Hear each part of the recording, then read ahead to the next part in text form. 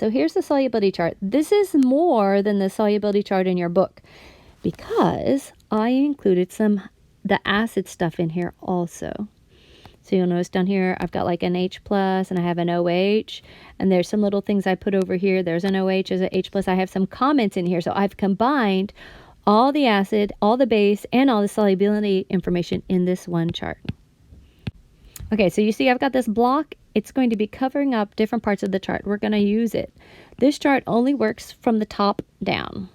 So I'm going to be able to move this block all around to cover up different things as we look at different atoms. I want to point out something though.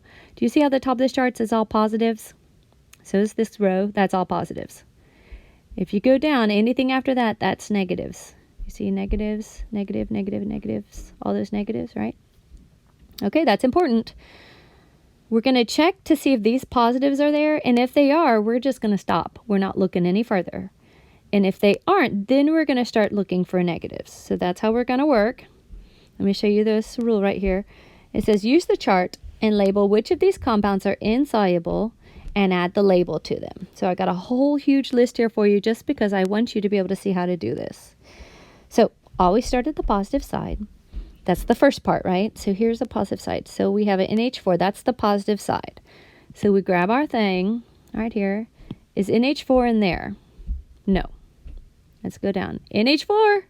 So it's always soluble, and there's only one funny little exception with OH. Notice that he is not with OH. He's with Cl. So what that means is that he's always soluble. So we'll put an AQ. Oops. We're going to put an AQ beside him. And just to reemphasize, what that means is when he goes in water, it means that those two ions are going to split apart. So then let's go to the next one. So I've got my little chart here. Notice I didn't go on looking for the Cl. I stopped because I found the first rule applied, or the second rule applied. Let me try the Li now. So we got Li here. All right, Li. And then I've got my chart. So Li, oh look, Li is in that first list. Always soluble, no exceptions. So I'll say AQ. I'm going to draw that line there because that means he's going to break apart. Now I have K, so I'm looking for the K. Oh, K's in that list, that first list. I don't have to look at anything else, and don't let yourself. So he's AQ. I'll split that apart. Okay, AG. Is AG in that list? No.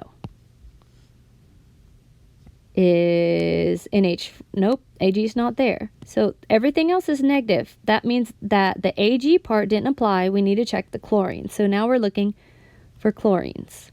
So Cl, Cl. I don't see any Cls that are solos yet. There's one. There it is. That solo. So it's generally soluble. So I'm going to put AQ, except these are the few places it isn't. And with AG, so AgCl, he gets an S, and I can't split it apart. So again, the guiding one on here was the chlorine, but the guiding one on this one was the chlorine because there isn't a rule on the left for the Ag. Now, if you just heard what I said, there's not a rule on the left for the Ag, so let's go ahead and go back. So Ag and O3. So again, no rule for the positive side. Everything else is negative. So no rule for Ag, so let's look for NO3. Oh, there's NO3, and look, it's always soluble with no exceptions. That means he gets an AQ, and we're going to split it. And again, the one that was our main factor there was the NO3. I'm going to try it again. BA, is BA in any of those showing? Nope. And those are the only positives. So now what I'm doing is I'm looking for an OH group. Whoops. Let's see, OH, OH, OH. Don't see it. Oh, there's the OH. Okay, it's insoluble unless it's with Ca, Sr, and Ba. So the left column in this case is solid. And the right is Ba. That's the aqueous one. So this means that for the BaOH2, this side is the AQ side, and Ba falls in there. So again, I based it on my OH, and when I went over, I said Ba is an exception to the insolubility of the OH. So this is the insoluble section, and these are the soluble sections. So I'm going to write AQ, and I'm going to draw a line. And as a little note, this is actually a base that we're seeing in here, a strong base. So this one has been combined into the chart. And then we have our FeCO3, and you can look back up for your FeCO3. Fe is not one of the ones up here, not one of those. So we got to switch for and look for the CO3. CO3. Oh, there's CO3. There's no exceptions except for there's that one thing on the right, but Fe isn't in that list on the right, so we're good. So CO3 was right here. It's right here. See, that's insoluble, and there's not an exception that applies. So again, we're doing the CO, and that's insoluble, so that's a solid. So now pause, and you look through the rest of these and see if you can't get all the right answers for all of these. When I come back, I'll have them all filled out. You're looking at these pictures. If there's any that you're not sure about, I made sure and I drew the split through them for all the ones that were soluble. I circled the ones that were insoluble. And I also highlighted the part of them that I used on the chart. And again, remember that it's going down in order. Also just wanted to point out you can do this even more in the next section, because check it out. We have more of these.